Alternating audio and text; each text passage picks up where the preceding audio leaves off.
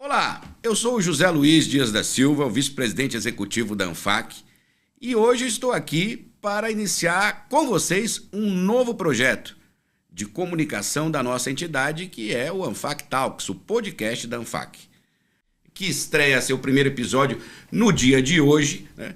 Cumprimentando a todos aqueles que estão nos prestigiando com sua audiência nas nossas redes sociais, no YouTube.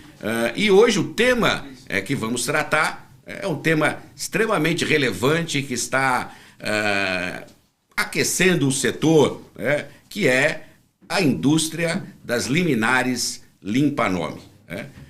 Para os nossos empresários, essas liminares têm criado aí um certo pânico, porque realmente prejudicam a avaliação de crédito. E para tratar desse tema, hoje nós trouxemos dois especialistas na matéria. O Elias Sfer, que é o presidente da ANBC, e a doutora Maria Rita Rebelo Pinho Dias, que é juíza de direito titular da Terceira Vara de Recuperações Judiciais e Falências aqui do Tribunal de Justiça de São Paulo. Sejam muito bem-vindos, Elias, doutora Maria Rita. Elias, por favor, dê aí seu recado inicial para a nossa audiência aqui, fale um pouco de você, da ANBC, e na sequência eu passarei aí para a doutora Maria Rita. Obrigado, Zé Luiz. Agradeço aí o convite da ANFAC, que é uma parceira nossa aí. E eu me chamo Elias Sfer, eu sou presidente da Associação Nacional dos Birôs de Crédito, sou membro também da Associação dos Birôs da América Latina, a Alacred, e também dos Birôs de Crédito da Europa. Também sou membro do Banco Mundial, num comitê muito conhecido e prestigiado que chama-se CCR, tá? Que é o International Committee on Credit Reporting. E é um grande prazer estar aqui e falar sobre um tema tão relevante como a litigância predatória e a indústria de limpa-nome. Muito obrigado. Seja muito bem-vindo. E agora a gente tem a honra de receber a doutora Maria Rita Rebelo Pinho Dias, que é juíza de direito aqui do Tribunal de Justiça de São Paulo. Seja muito bem-vinda. Gostaríamos de conhecer um pouco aí da sua trajetória profissional e também, se quiser já iniciar falando alguma coisa sobre o tema, fique à vontade. Bem, eu sou juíza aqui na capital, tenho mestrado na PUC em Direito Constitucional e meu tema de doutorado em Direito Processual Civil foi gestão de processos judiciais, e um dos temas que eu abordei na matéria de doutorado foi justamente a litigância predatória pelo seu potencial de desorganizar a organização judiciária e de, consequentemente, impactar de forma negativa na prestação jurisdicional como um todo. Então, fico feliz de poder compartilhar essa pesquisa que eu fiz no meu doutorado com todos e debater esse tema que realmente é bastante relevante em diversos aspectos. Perfeito. E agora, antes que a gente introduza esse tema que é realmente relevante, de interesse aí de todo o setor do fomento comercial, nós vamos falar um pouco da nossa entidade, a ANFAC. A ANFAC, como vocês sabem, é uma entidade com 42 anos, líder no segmento associativo dos fundos de investimento em direitos creditórios, das companhias securitizadoras, das empresas de facto, das empresas simples de crédito. Nós estamos cada vez mais investindo na nossa comunicação e no próximo ano nós teremos aí uma grade de eventos que acreditamos aí vai revolucionar a comunicação e revolucionar a formação dos empresários de fomento comercial. Além disso, vamos investir cada vez mais na nossa comunicação, como um exemplo desse podcast que nós estamos lançando. E você, que é parceiro, que tem uma ferramenta de serviço para o segmento do fomento comercial, vai ter uma oportunidade de ser patrocinador aqui do nosso podcast, colocar sua marca aqui e com isso poder aí dimensionar aí a sua comunicação e ao mesmo tempo estar presente aí nos debates de assuntos tão importantes como esses que nós vamos tratar no nosso podcast. E esse nosso podcast de estreia, realmente procuramos um tema que fosse de relevância e que vai capitanear os demais temas que nós teremos aí durante o ano aí de 2025. E voltando agora, então, ao nosso tema e à nossa entrevista, esse nosso bate-papo no Fact Talks, né?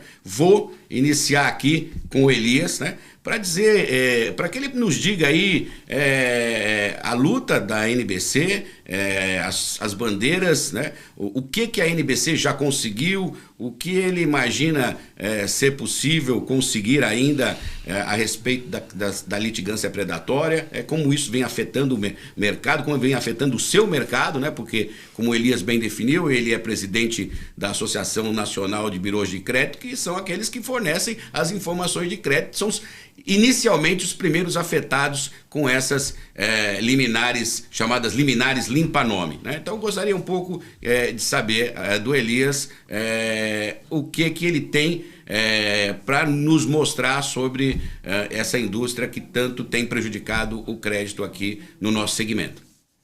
Muito bem. Nós sabemos que a Constituição de 88 garantiu o acesso, né, à justiça a todos, e esse movimento ele vem quase que distorcendo esse direito, e é algo que é normal no processo, e sempre há maneiras de a gente, como é que se diz, mitigar, né, essas distorções. E com isso, o que eu tenho para dizer para vocês aí? A empresa de limpa-nome, ela tem uma série de impactos negativos, tá certo? O primeiro impacto negativo é que, primeiro, é divulgado que você quitou a sua dívida, e não é verdade. Simplesmente você retirou o registro de visibilidade, tá certo? Outro impacto muito importante é que na indústria de crédito, a informação é a matéria-prima e é o que dá realmente a relevância. Então, a partir do momento que se retira um apontamento, seja positivo ou seja negativo, ele causa distorção. E essa distorção, ela impacta. Ela impacta em quê? No processo de crédito, e as consequências disso são praticamente o quê? Né? Superendividamento, num certo ponto, porque a pessoa continua recebendo crédito porque não tem a visibilidade de que ele realmente tem algo pendente, né, a resolver. Outro ponto importante é, com isso, sobe o custo do crédito. Porque a partir do momento que alguém não paga, né, o bom pagador vai acabar arcando com essa diferença. Então, isso aí é uma distorção e é uma penalização, inclusive, ao bom pagador. E esse processo ele impacta não só os birôs, impacta também os cartórios, impacta toda a indústria que usa essa informação de uma maneira legítima e construtiva para a sociedade. O que a NBC tem feito? A primeira coisa que a NBC fez, a gente contratou um parecer jurídico sobre o tema. Foi feito um parecer jurídico, qual era o impacto, quais são as consequências, e esse parecer foi compartilhado, inclusive, com o CNJ, tá certo? A gente tem feito eventos de conscientização pública, né? Por exemplo, na Casa J, nós fizemos seminários para poder realmente colocar o debate em evidência, e nós tivemos também parceria com o CNJ, a NBC participou, inclusive, de um grupo de trabalho no CNJ, em que foi colocado todas as consequências, e a suspensão dessas anotações tem um impacto de suspensão de bilhões de reais. Não é algo pequeno, tá certo? É algo grande. E a gente também entrou com ações judiciais administrativas, tá certo?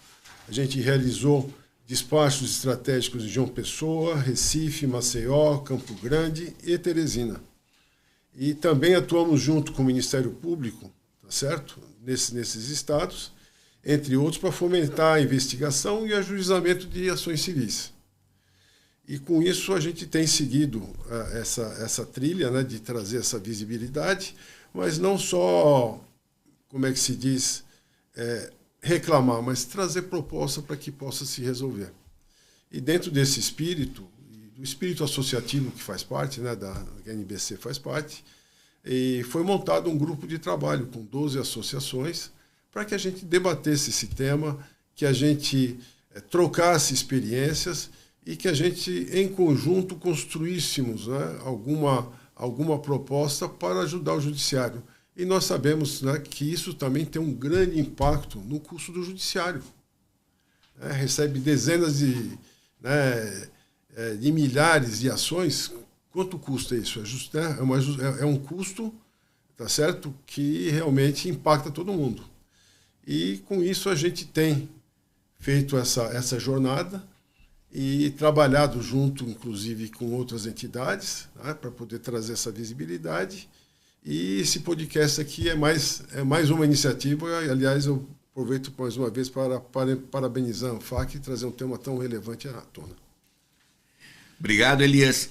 Doutora Maria Rita, a senhora, além de estudiosa dessa matéria de litigância predatória, como disse na nossa apresentação, e até eu comentei que podíamos fazer até um podcast especial sobre recuperação judicial e falências, né, da qual a senhora é a titular aqui da terceira vara aqui na capital, mas eu gostaria um pouco de ouvir aí a sua experiência como doutrinadora e também como magistrada no que diz respeito a essas questões de litigância predatória, porque no nosso caso especificamente, né, nós estamos falando aí da indústria de limpa-nome, né, mas o Brasil sofre com outros tipos de litigância predatória. Veja a questão das companhias aéreas, né, talvez o Brasil é o líder de ações discutindo atraso de voo, questões de bagagens, as questões de pessoas que contratam empréstimos e depois, né, são aí cooptadas para dizer que não contrataram. Então, eu acredito que, inclusive, a senhora pode dar uma visão até mais ampla, né,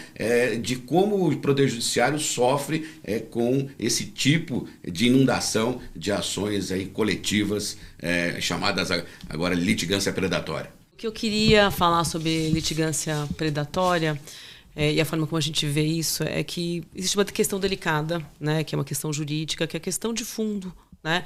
E muitas pessoas que se opõem à discussão da litigância predatória, e por isso que é importante debater esse tema, falam que seriam ações de massa, né? Então eu acho muito importante distinguir questões de fundo e a forma como se litiga.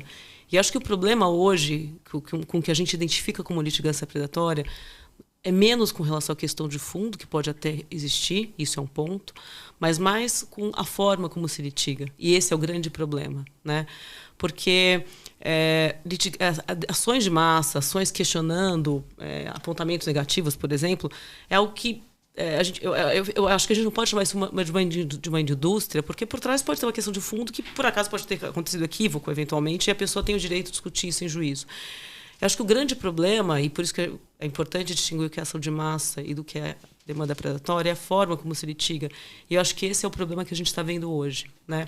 O que eu quero me referir quando a gente diz a forma como a gente litiga? Então, nós temos ações questionando limpa-nome. Isso não é um problema se uma pessoa física entra com uma ação questionando os apontamentos. O que a gente vê hoje, que eu acho que esse é o problema, é que a gente vê uma pessoa física distribuindo 40 ações, discutindo apontamentos realizados. E aí começa a ficar estranho, né? Porque o que talvez esteja sendo levado ao judiciário não é a questão de fundo. Talvez a pessoa que tenha seus nomes utilizados nas ações judiciais, talvez ela não queira nem discutir o apontamento negativo em si. Talvez ela queira realmente renegociar esse débito para que ela possa tirar o apontamento negativo, porque traz um prejuízo para ela, mas ela não está discutindo o débito. E o que está sendo levado ao judiciário por meio dessa discussão do débito é talvez uma declaração de inexistência desse débito, que não é o que a pessoa quer. O que ela quer resolver o apontamento negativo, que traz implicações no dia a dia dela, né? Esse é o problema dela, essa é a questão de fundo. Mas a forma como isso é levado para o Poder Judiciário que é o problema. Por quê? Não se discute a melhor forma de resolver a vida dessa pessoa e os apontamentos negativos. O que a gente vê é que um grupo minúsculo, ínfimo, irrisório do ponto de vista estatístico de advogados distribuem ações com essa forma errada de litigar, porque, na verdade, o que se quer não é a discussão da questão de fundo, não é resolver essa situação de superendividamento dessa pessoa, mas sim obter indenizações por danos morais, eventualmente honorários de sucumbência, que, na verdade, o que se faz é potencializar um litígio e levar ao Poder Judiciário de uma forma extremamente inflamada, né? E converter isso em ações judiciais. Então, um estudo interessante que a gente fez, que foi feito, com relação justamente para diferenciar isso, né? Porque quando a gente questiona a litigância predatória, parece que está questionando o direito da pessoa de ir a juízo questionar um apontamento negativo. E não é disso que se está falando quando se fala em litigância predatória. Toda pessoa tem o direito de ir à justiça e questionar um apontamento negativo se ela entende que aquele apontamento negativo foi errado. O problema é você pegar uma pessoa que talvez não tenha o conhecimento técnico para conhecer qual é o melhor caminho para resolver o problema dela, que é retirar esse apontamento negativo, e a forma técnica como isso é deduzido e levado ao Poder Judiciário é feita de uma forma que não reflete o que essa pessoa quer. Então, por exemplo, a gente fez um estudo, eu fiz um estudo considerando um tema, que é um tema de massa, que são práticas abusivas, questionando créditos em relações de contratos bancários, por exemplo. E um dado interessante que sai dessa pesquisa foi que, e esse é um assunto de massa, né? Ou seja, contratos de crédito ao consumidor, pessoa física, com instituições financeiras. Interessante desse estudo é que 99,77% dos advogados que atuam nessa área, eles têm um perfil de distribuição específico. Então, você tinha 3 casos por mês, por exemplo, nesse grupo de análise. O que destoava, o que chamava atenção era o grupo contrário, né? Ou seja, o 0,22% restante dos advogados que tinha uma curva de distribuição atípica, enquanto esse grupo formado por 99,77% dos advogados tinha uma linha ao longo do tempo, né, de distribuição, o que é compatível com um país que não está tendo nenhuma, assim, passada a pandemia, não tem nenhuma situação econômica que justifique um problema macroeconômico de crédito.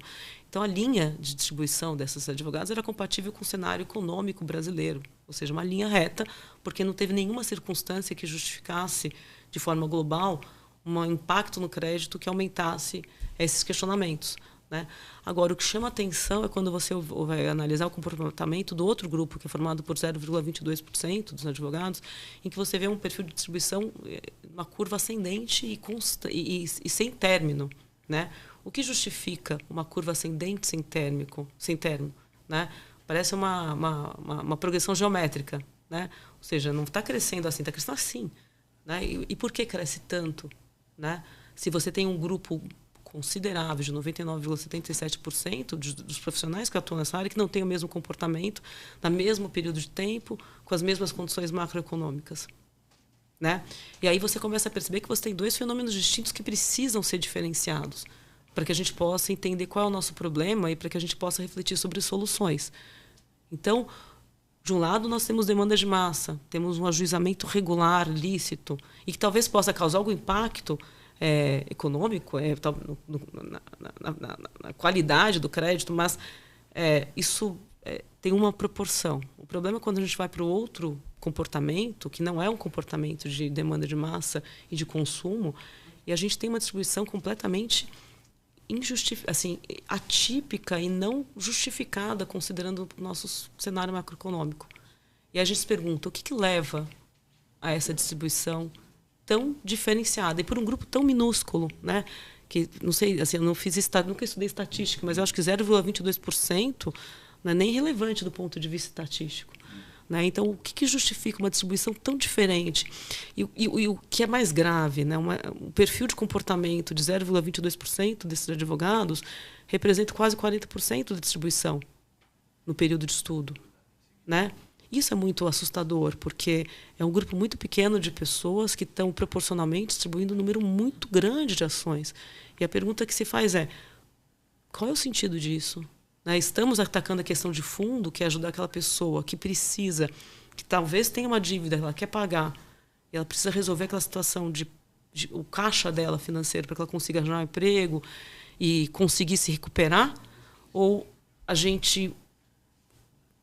essa questão está sendo tratada? Não. Né? Porque o que justifica essa situação? Então, eu acho que essa, como consideração inicial, acho importante diferenciar o fenômeno, porque nós não estamos falando de massa aqui. Isso é regular, é lícito. Né? As pessoas têm o direito de acesso restrito ao Poder Judiciário para discutir o que elas acham que elas têm direito.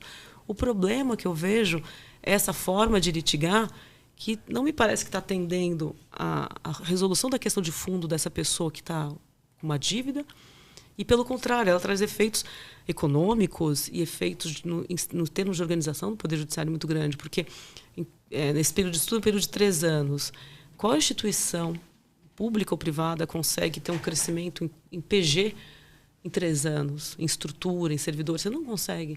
Então, a consequência dessa forma de litigar é prejudicar a qualidade da prestação jurisdicional para toda a sociedade como um todo. Então, tem uma perda social muito grande, né? Eu acho que essa é a discussão que a gente tem quando a gente fala de litigância predatória, sabe? Elias, a doutora Maria Rita destacou muito bem essa questão de que, obviamente, você recorrer ao Poder Judiciário, às vezes, para discutir uma restrição indevida, é algo que é um direito do consumidor, do cidadão, né?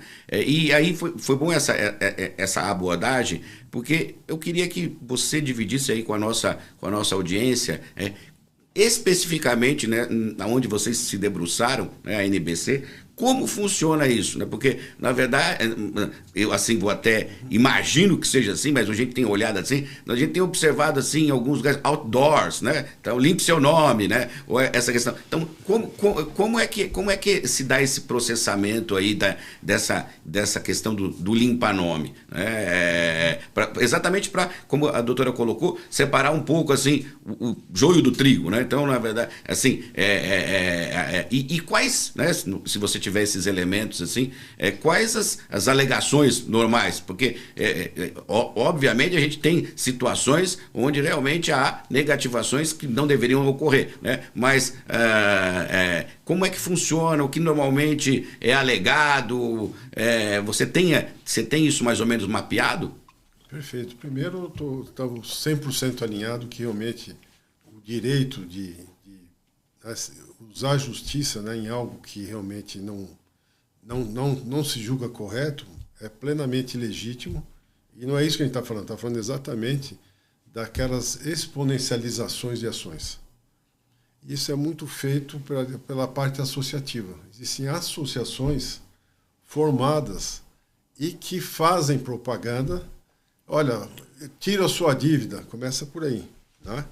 E virou um mecanismo, como é que chama? Mercadológico e comercial, virou uma indústria, tá certo? Então a gente tem recebido várias manifestações e programa de TV, na internet, né? Falou, vem para cá, vamos limpar o seu nome. A gente identificou 3 estados que teriam um foco muito grande na litigância predatória associativa. Tá? São associações que são formadas e elas acabam promovendo, né, a indústria de limpa-nome, e com isso o que acontece? A gente pegou 3 estados, são os 3P, né? Piauí, a Paraíba e Pernambuco. Tá certo? A gente detectou um número massivo, exatamente como a doutora falou, de ações, e isso levantou levantou um alerta. Falei, puxa vida, aí fomos investigar e realmente existia uma indústria. Só te interromper, mas para as empresas que estão localizadas nesses estados? Não, às vezes fora do estado. Inclusive, né, eles ofereciam serviço, estava na Paraíba, oferecia o serviço para Maranhão ou para São Paulo, e com isso a sentença seguia, porque eles tinham realmente um posicionamento do judiciário do que a associação, né, através dos seus associados, né, teria esse direito. Então, seria algo que estariam oferecendo a sentença. Tá? Então, isso se tornou muito visível. E o que a NBC fez com isso aí? Né? Primeiro, a gente, né, fez essas denúncias, né, como falei anteriormente, atuamos aí nos ministérios públicos, tá certo? E quais foram os resultados? Né? Primeiro, a gente teve dissolução de associações fraudulentas. A gente conseguiu, né, tirar no Maranhão 2 associações do Maranhão que estavam realmente com essa indústria de sentença, né, de limpa-nome, tá certo? A gente pediu inspeções determinadas pelo CNJ, tá certo? E foi feito isso com ações, né, em cima de setores administrativos, judiciais e extrajudiciais do Tribunal de Justiça da Paraíba, só para ter como resultado. A gente também conseguiu, através disso aí, a atenção da mídia, né? Esse sistema ganhou visibilidade, que é algo importante, devido ao seu impacto. Também efetuamos, né, processos administrativos e inquéritos civis, tá certo? E, inclusive, a gente chegou à abertura de inquérito civil no Ministério Público de Pernambuco e no Ministério Público do Piauí, tá certo? Incluindo a atuação do GAECO, tá? E da Polícia Civil do Piauí. A gente também trabalhou com a Corregedoria Normal de Justiça, tá certo? Exigiu que os tribunais de justiça São Paulo, Pernambuco, Piauí e Paraíba adotassem medidas eficazes de controle contra a prática predatória, que é exatamente aquele número abusivo, né, de sentenças, né, ou de ações. E com isso o que aconteceu? A gente ganhou visibilidade e esse projeto está no radar, né, do judiciário, e eu acho muito saudável. Eu não diria que isso, né, não só a NBC, mas outras associações que atuam no mercado têm levantado um movimento, como é que se diz, colaborativo, tá? Para que a gente não distorça o sistema, tá certo? Como foi o caso aqui, né, mencionado, e se preserve realmente o direito do consumidor de questionar o apontamento. Ele tem todo esse direito, tá certo? Mas quando o agente está fazendo isso de uma maneira, como é que se diz, abusiva, né, e exponencial, aí realmente levantou a bandeira e a gente começou a trabalhar junto com o judiciário e continuamos nessa jornada ainda e com possibilidades de abertura, né, desse grupo novo de 12 associações agora que estamos trabalhando em conjunto, de fazer uma colaboração, sabe, espontânea e como é que se diz, isenta, tá certo? Então é esse o processo que a gente tem seguido, num movimento de realmente trazer um equilíbrio nesse processo.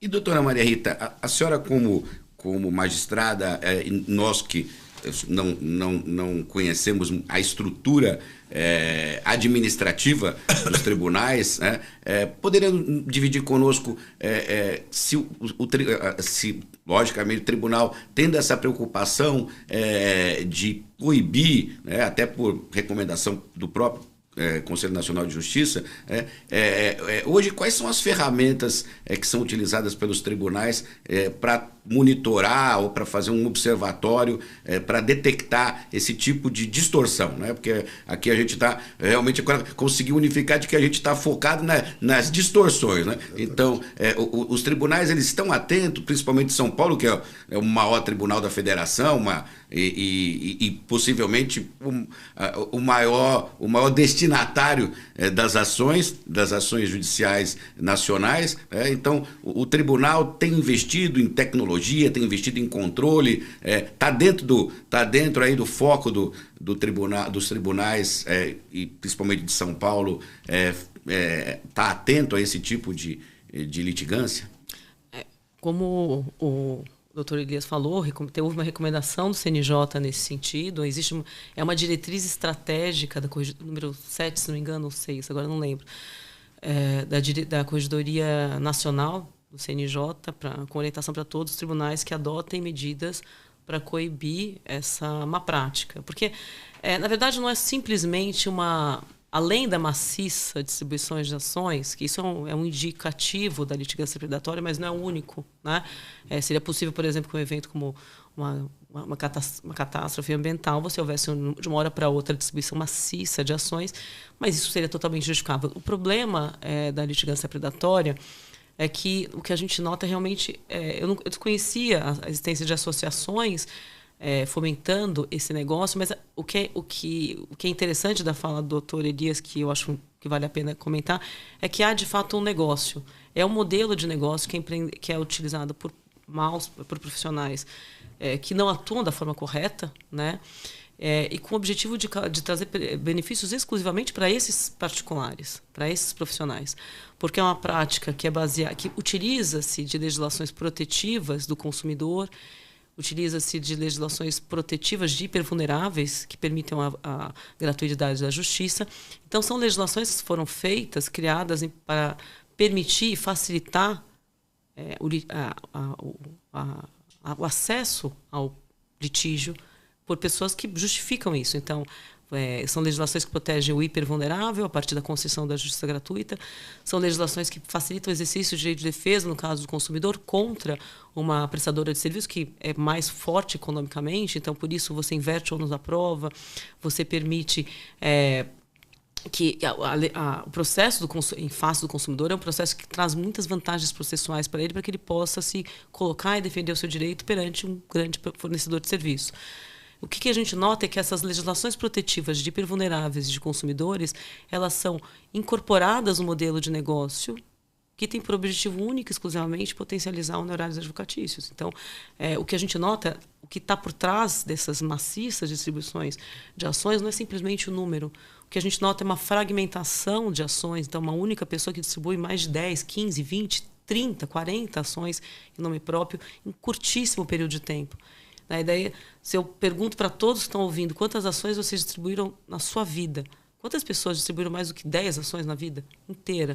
E o que a gente vê é que, nesse caso, tem pessoas que distribuíram 70 ações no período de um mês, por exemplo. Então, é algo que realmente foge do padrão. E a única justificativa para você ter esse perfil de distribuição, que inclusive consta na recomendação, nessa resolução do CNJ, que ele fala da fragmentação, fala do abuso da legislação do consumidor, a única coisa que justifica é obter honorários, né? Então, assim, qual é o propósito disso? Então, o que há, na verdade, é um modelo de negócio que pouquíssimos profissionais usam, 0,22%, isso não é nada perto do universo de profissionais sérios que atuam nessa área do direito, com compromisso e seriedade. Então, é um número muito pequeno, ínfimo, irrelevante do ponto de vista estatístico, mas que causa esse grande fenômeno, né? E da perspectiva do Poder Judiciário, qual é o problema? O problema é que, em 3 anos, a sua distribuição, que você tinha uma organização judiciária prevista para atender uma determinada localidade, e essa distribuição ela aumenta 30%, 40%, 60%, e a gente vê isso em alguns casos. A verdade é que você tem um comprometimento muito grande da estrutura do Poder Judiciário de prestar jurisdição para aquelas pessoas que precisam efetivamente do Poder Judiciário, para aquelas pessoas que têm uma questão de fundo, né? E não para quem está usando o Poder Judiciário como parte de um modelo de negócio. Então, utiliza-se dessas legislações protetivas de vulneráveis do consumidor e da estrutura de Estado para prestar jurisdição com o único intuito de benefício particular de pouquíssimas pessoas, né? Então, acho que realmente a sociedade brasileira precisa se questionar se faz sentido permitir essa má prática, porque, em última análise, quem está subsidiando essa má prática somos todos nós, brasileiros, né? Que estamos, de um lado, perdendo a capacidade de um poder judiciário mais eficiente, porque as estruturas judiciais são comprometidas com a necessidade de dar encaminhamento a esses processos que não refletem questões de fundo, mas que são, sim, parte de um modelo de negócio privado. E, por outro lado, a sociedade brasileira também perde porque ela financia isso, né? Faz sentido isso? Faz sentido pensar que, para você não tenha prejuízo para o restante da população brasileira, você precise aumentar o tamanho do Poder Judiciário em 60%, 30%? Não faz a cada 3 anos, né? Então, essa é uma reflexão que a gente tem que ter. E acho que até por isso o CNJ, por meio dessas... nos últimos anos, ele tem lançado maiores luzes sobre essa questão e trazendo maior fomento de debate para todos os operadores de direitos que atuam no Brasil sobre essa questão. E por isso que nós temos essa recente recomendação do CNJ, isso virou diretriz estratégica que se aplica a todos os tribunais. Então, todos os tribunais precisam adotar medidas para enfrentamento dessas questões, né? Então, quais são as formas de enfrentamento que isso poderia ter? Primeiro, assim, parte delas, talvez você precisasse de mudança legislativa, né, para você ter um aumento do poder do juiz para analisar se o que está por trás é uma ação que tem uma questão de fundo legítima, ainda que não procedente. E é preciso destacar isso. Nem todas as ações são procedentes, mas isso não torna uma ação ilegítima. É possível que você entre com uma ação acreditando que você tinha direito, você não tem direito, e isso não torna o seu pleito ilegítimo. Você tem direito disso. Isso é uma questão. A outra questão é como que a gente trata quais são os poderes do juiz para coibir o uso dessa legislação protetiva e da estrutura de Estado para beneficiar exclusivamente um número ínfimo de particulares, né? O que os tribunais têm feito, já que não há... O marco legislativo é uma questão que foge dos controles dos tribunais. Então, os tribunais possuem núcleos que monitoram essas ações, recomendam-se boas práticas que são detectadas pelos juízes, né? O Tribunal de São Paulo recentemente editou diversos enunciados orientando os juízes a atuarem nos casos de litigância predatória e não em questões de massa. Esses enunciados não são aplicados para questões de massa, tanto que o enunciado número 1 ele pretende trazer uma definição do que seria litigância predatória para explicar que aquelas atuações do magistrado se justificam apenas naquele contexto em que você tem uma demanda predatória. Então, acho que essas são as medidas que cabem ao Poder Judiciário diante da legislação que a gente tem, dos poderes que o nosso Código de Processo Civil concede ao juiz, lembrando que nós temos ações individuais. E essa situação o juiz não pode mudar, nem o Poder Judiciário. Essas ações judiciais, todas as partes, os autores, têm o direito de escolher a forma como eles vão entrar com uma ação em juízo. E o juiz não pode mudar isso. Isso é um direito da parte. Então, essa é uma questão básica do processo que não pode ser alterada pelo juiz. Então, dada essa premissa, que não pode ser alterada pelo juiz, com base na legislação que nós temos hoje, o que se existe para tentar coibir essa má prática, para tentar coibir esse uso indevido de uma estrutura de Estado, de legislações protetivas em benefício de um negócio particular, é justamente orientar sobre boas práticas que podem ser adotadas para coibir essas ações. Elias, você é advogado ou não, Elias? Não sou advogado. Então agora eu vou ter mais tranquilidade para te fazer a pergunta, porque né, a gente viu aqui a preocupação do Poder Judiciário, né, mas ali a gente tem um outro braço que talvez deveria estar um pouco preocupado. Eu queria saber, nessa sua peregrinação em prol aí do combate a esse tipo de ação predatória aí, como é que é o posicionamento da OAB, como que ela se coloca nessas questões relativamente a essas indústrias aí, né? Porque você colocou assim, né? Até foi interessante que a gente viu assim, o litigante profissional, né? Que a doutora colocou assim, a pessoa que já no mesmo ano fez um número enorme de ações, né? E a gente e agora você colocou a visão da associação, né? Mas logicamente a associação ela precisa ter o jus postulandi, né? Que é o braço jurídico, né? Então a OAB está atenta a esse tipo de desvirtuamento, a esse tipo de cooptação.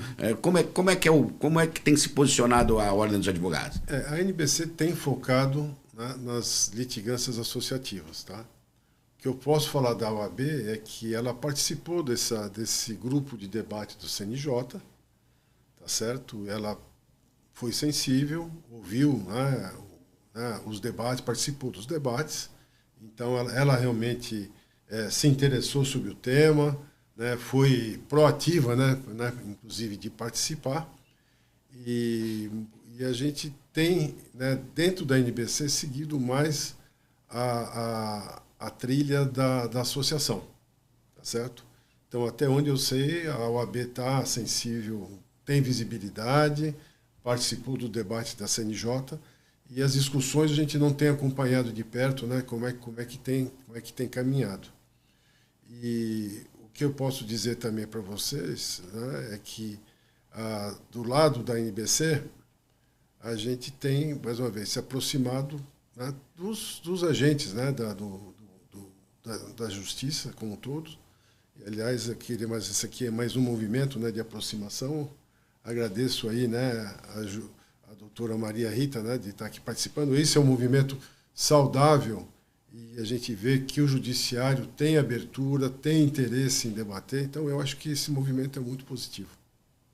E, doutora Maria Rita, agora eu falei, não ia perder a oportunidade de ter a presença da juíza aqui da Falência e Recuperação Judicial, né, para, assim, muitas dessas liminares, né, elas permitem aí que haja assim, uma aparente limpeza de nome, né, e possibilidade de obtenção de crédito que gera o superendividamento do consumidor, né, mas também tem gerado um superendividamento empresarial, né, porque aí ele vai a campo para obter mais crédito e aí acaba desaguando ali nas recuperações judiciais. Então, aproveitando a sua experiência também nessa área, sendo titular de uma das varas de recuperação judicial, né? Os juízes da recuperação também estão atentos a situações de superendividamento, mas baseado não no normal endividamento que as empresas podem sofrer por todas as questões econômicas que o nosso país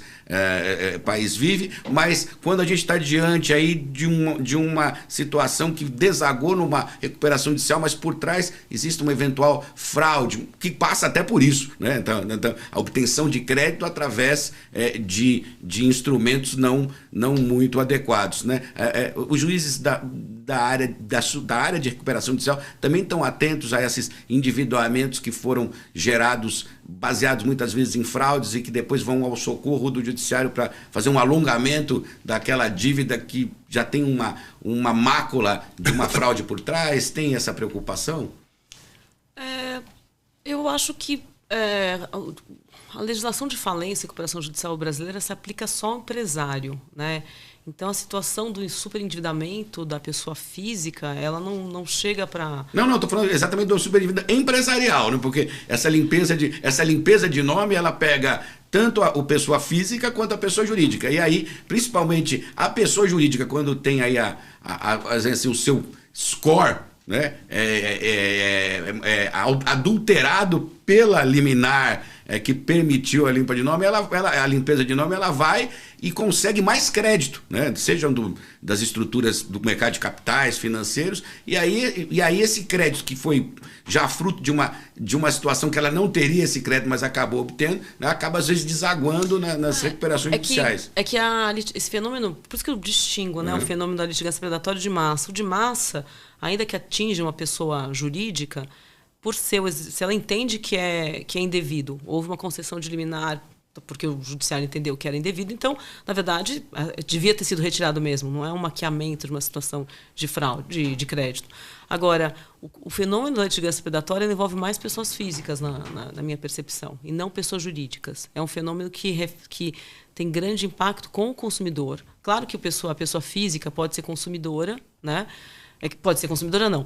Ela pode também pedir crédito e, nesse sentido, ela ser consumidora em sentido não estrito, jurídico da palavra, mas ela figurar num contrato de adesão com uma instituição financeira que tenha concessão de crédito. Mas, nesses casos, como ela não se... É bastante questionável a aplicação do CDC a esse tipo de relação, e mais o que se aplica é o Código Civil, o entendimento de que você está entre dois empresários, etc., na verdade, não se nota muito esse fenômeno da litigância predatória. Porque, como eu disse, é um modelo de negócio que se utiliza da legislação do consumidor para potencializar o negócio. O que você não vê em pessoas jurídicas, porque você não tem aplicação do CDC. Né? Então, você não nota uma proliferação de ações em números muito grandes envolvendo pessoas jurídicas. Isso não acontece. Isso é um fenômeno de pessoas físicas. No caso da pessoa jurídica, me parece que é uma questão mais de o que seria o questionamento no contrato, ainda que do ponto de vista jurídico não seja do consumo, seja um consumo do crédito, mas nesse sentido estaria dentro do exercício regular de ação da pessoa. Então, isso não revejo repercussão nesse sentido.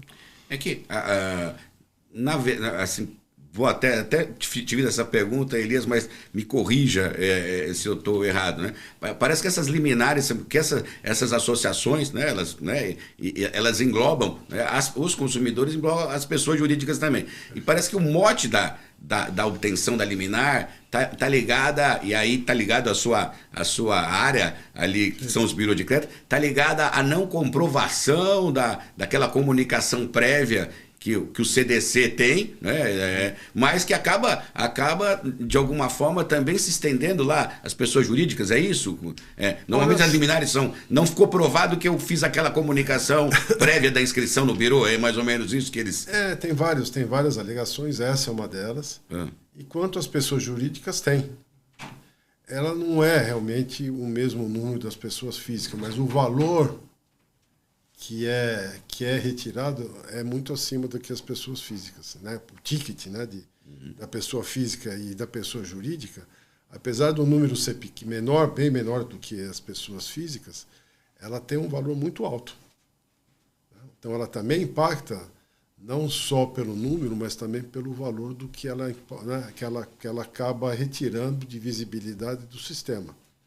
E o que acaba acontecendo? Ela continua recebendo crédito, né, em cima de uma avaliação que foi realmente, como é que se diz, deturpada, né, porque eu não tenho esse apontamento. Né? Isso é que acontece, né? A pessoa vai pegando crédito cada vez na pessoa jurídica, né? E com isso impacta, né? Mais uma vez, os bons pagadores vão acabar tendo que cobrir. Mas o que a gente tem feito é realmente pedir realmente investigação tanto de pessoa física, mas como também de pessoa jurídica, aí, porque realmente, apesar do número ser menor, o ticket médio é muito mais alto. Perfeito, e agora então caminhamos aí para o nosso encerramento, né? Foi muito bom esse bate-papo, nosso primeiro podcast, né? Com um assunto tão interessante e com convidados assim tão especiais. Então eu gostaria de dirigir meu agradecimento à doutora Maria Rita Rebelo Pinho Dias, que é juíza de direito, titular da 3ª Vara de Falência e Recuperações Judiciais, né? E franquear o nosso microfone aí para as suas considerações finais. Queria agradecer a oportunidade de poder debater esse tema, que eu reputo de grande relevância para a sociedade brasileira. É preciso que se discuta, é preciso que a gente entenda esses dois fenômenos distintos para que a gente possa, pela compreensão desses fenômenos, identificar o nosso desafio e pensar em soluções aí normativas que talvez sejam mais efetivas para o combate. Obrigado. Perfeito, muito obrigado. E também agradecer a presença do presidente da NBC, o Elias Sfer, e também franquear aí o nosso microfone para suas considerações finais. Bom, antes de mais nada, mais uma vez agradeço. Foi muito honroso estar aqui compartilhando esse podcast com a doutora, né, Maria Rita. Né, e realmente esse debate é muito saudável, né, porque temos, né, a gente tem a visibilidade de fenômenos distintos e essa iniciativa é muito boa para ambas as partes, porque a gente, né, como é que se diz, tem entendimento do outro lado, tá certo? E com isso também a gente consegue passar quais são as consequências e as visões do setor privado. Então, mais uma vez, parabenizo o ANFAC pela iniciativa e obrigado, e seguimos à disposição sempre que, né, tiver oportunidade de trazer esse tema, porque ele realmente é algo que já está amadurecendo. Então, no movimento de 2 anos, a gente vê uma trajetória muito positiva e a gente segue à disposição para o debate e para construir soluções em conjunto. Obrigado, Elias. E agora o nosso agradecimento mais importante, que é para a nossa audiência, que acompanhou esse primeiro podcast ANFAC Talks. Então você se inscreva no nosso canal, dê o seu like, participe, comente, né? E para nós foi uma alegria estarmos iniciando esse podcast com um tema tão importante. Então estamos fazendo uma verdadeira abertura com chave de ouro no ANFAC Talks. E você, nosso parceiro, provedor de ferramentas para o nosso segmento, fica aí o nosso convite para que venha, coloque sua marca, patrocine essa iniciativa, esteja presente aí nos nossos próximos podcasts. Muito obrigado à audiência e mais uma vez meu agradecimento aos nossos convidados, doutora Maria Rita e ao Elias. Okay. Obrigado. Obrigado.